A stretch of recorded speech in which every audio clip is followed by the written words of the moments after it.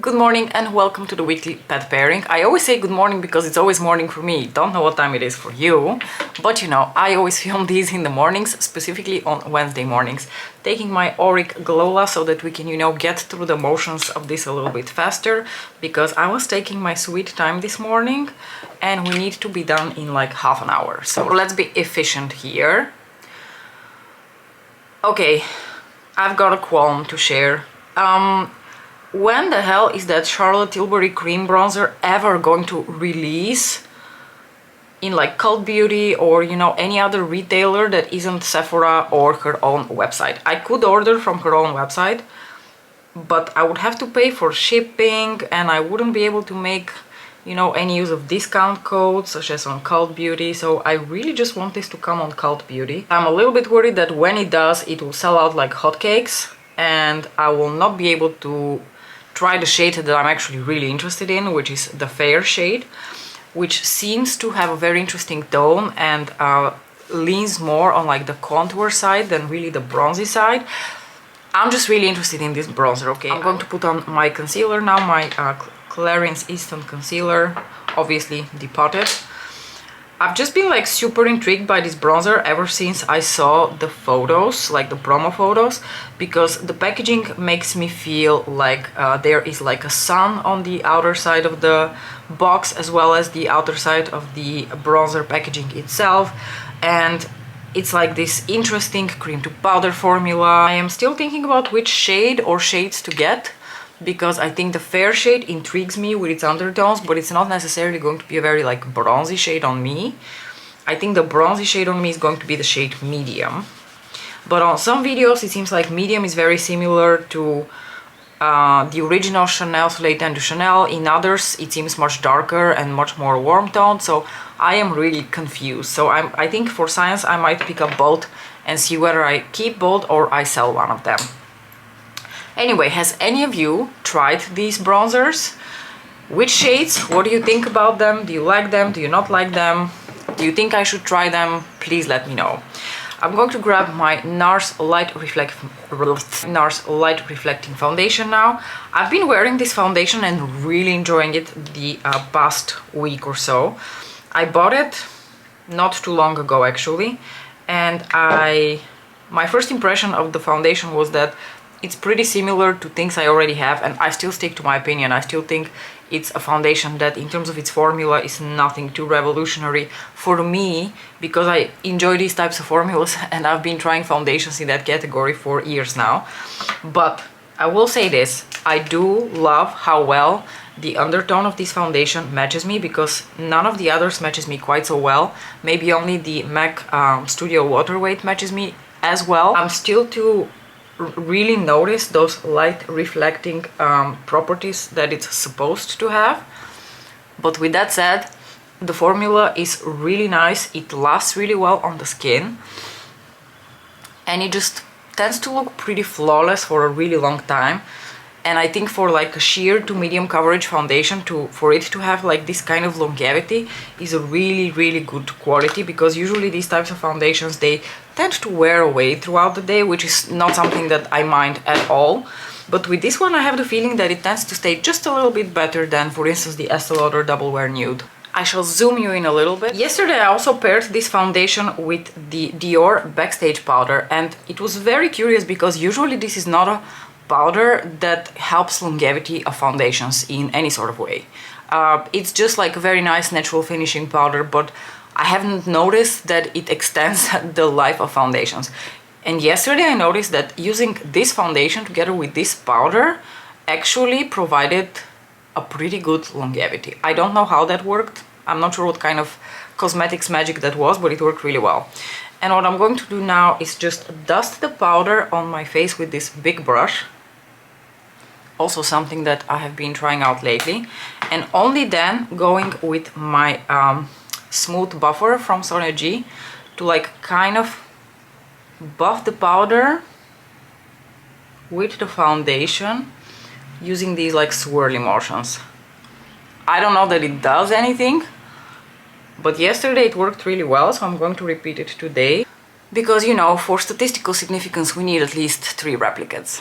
Alright, I'm going to dip into my Hourglass Diffused Bronzed Light, which is my somewhat more cool toned to neutral leaning bronzer on my exquisite Sonia G Hinoki set brush, because we're going for a purple green look today, spoiler alert, and I feel like something that's more grounded in the neutral to cool tones in terms of face products will work just a little bit better.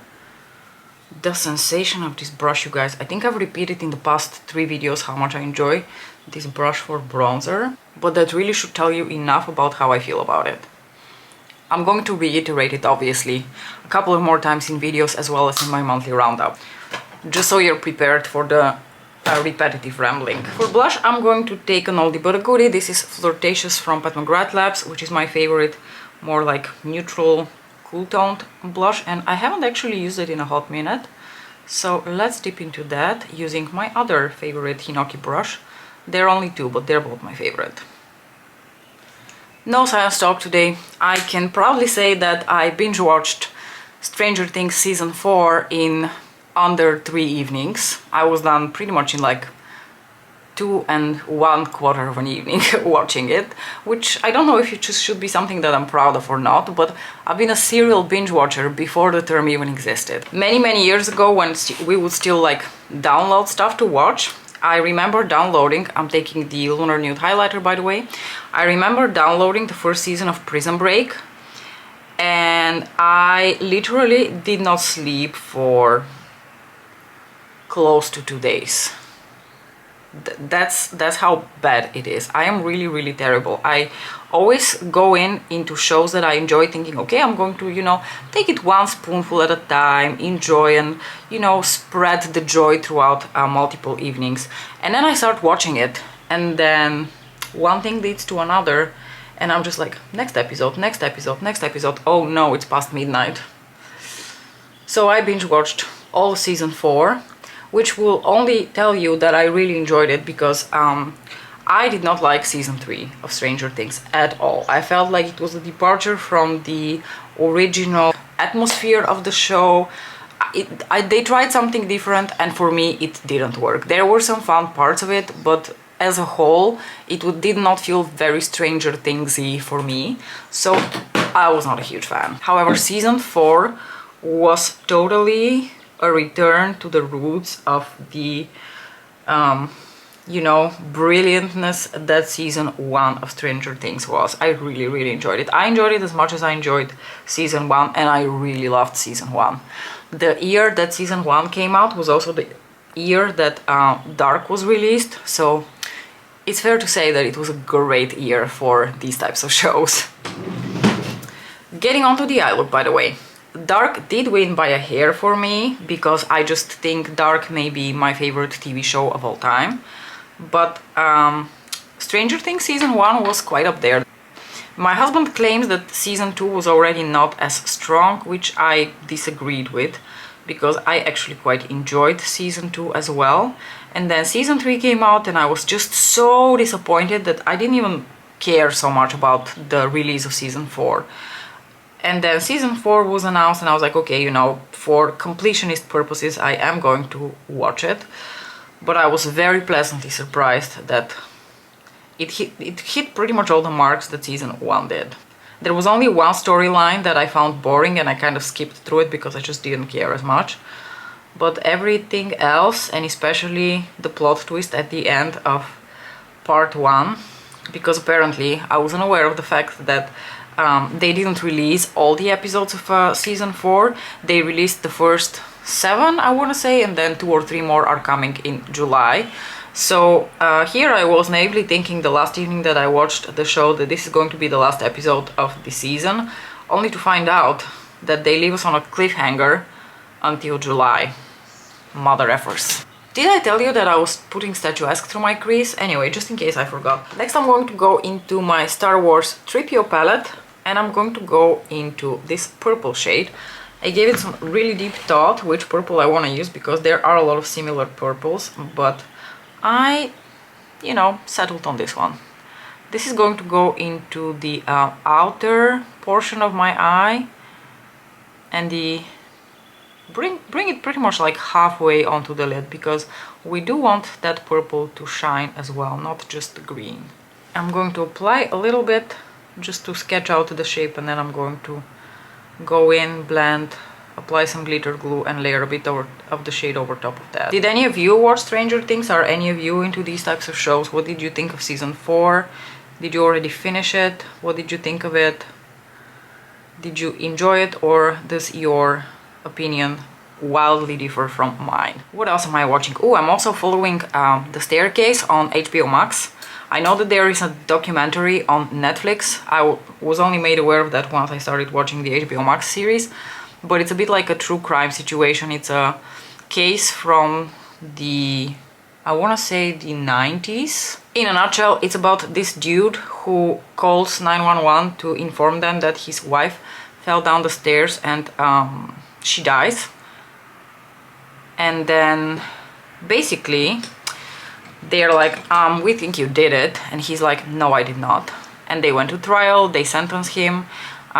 He did come out eventually with the Alfred plea. It's not an Alfred plea, it's some other term, but it sounds like an Alfred plea.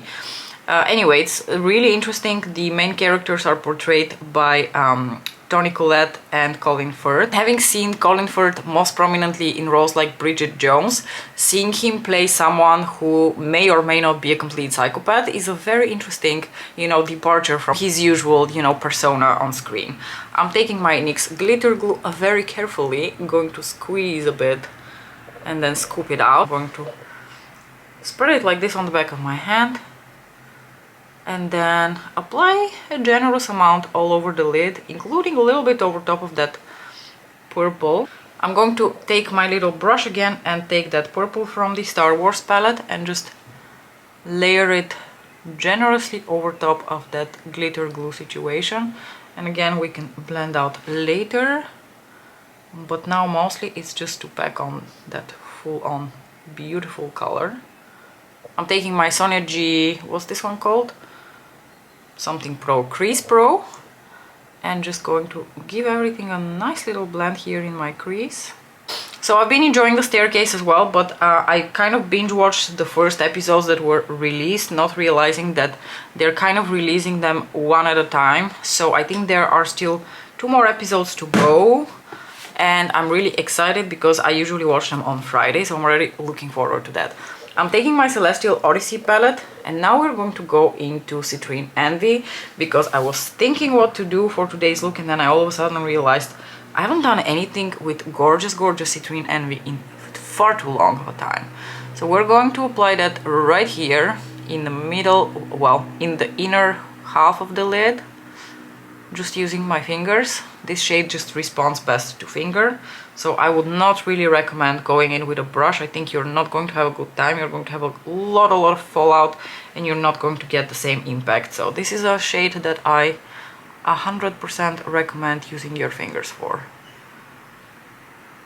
The shade always like gets gasps from me. I always forget how pretty it is. Don't you worry, we are going to do something about this like very harsh situation that's going on in the middle portion of my lid now, where the purple and the green kind of meet each other. And I'm going to take Nocturnal Nirvana, and you probably guessed already what we're going to do, but we're going to take the gorgeous green topper shade, again just using my fingers because I can't be bothered with a brush, and I'm kind of going to go right here in the middle over top of slightly bit of the purple and a slight bit of the green, just so I marry them a little bit better. It's just for a little bit of an interesting effect between the 2 shades. That's pretty. I'm going to give a little bit of a blend here to all the shades in my crease. Anyone else following The Staircase? What do we think? Did he do it? Did he not do it? I don't know if he did it. Honestly, I don't know. Also, the show is taking a very neutral standpoint, so you really don't know. You really kind of have to like make up your own mind. I'm taking a small precision brush like this and just going into this shade to use as my inner corner highlight. Is the kind of show that, because they don't take a stand really on what they think happened, they present you with all the possibilities, and they do such a good job at presenting them equally real, that every time you see one of the theories being played out on the show, you're like, oh yeah, man, I think that happened.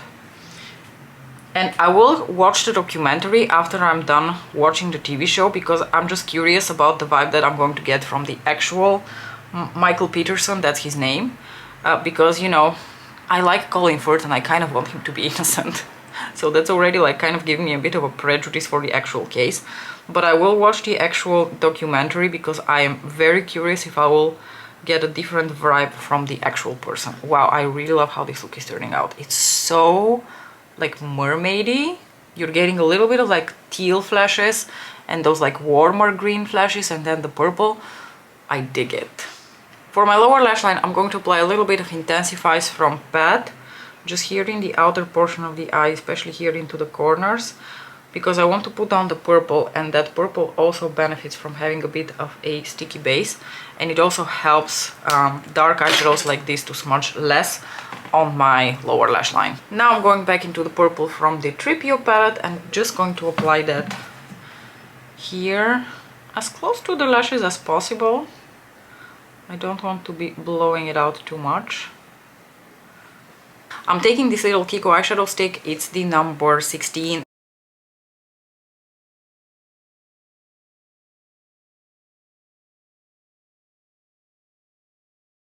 I'll be honest with you, I'm actually really hyped for how this look turned out, and I hope that you are as happy about it as I am. Went for something super simple on the lips. Today I'm just wearing my beautiful Spirited Away lipstick from Lisa Eldridge, because I also figured I haven't worn this lipstick in a really long time. And I am quite happy with the overall result. Let me know what you thought about this look and share your thoughts on all the regular random ramblings that you witnessed throughout this video. As usual, thank you so much for watching. We were actually pretty efficiently done, 35 minutes. I'm very proud of ourselves. So thanks so much for watching, and I'll see you in my next video. Bye!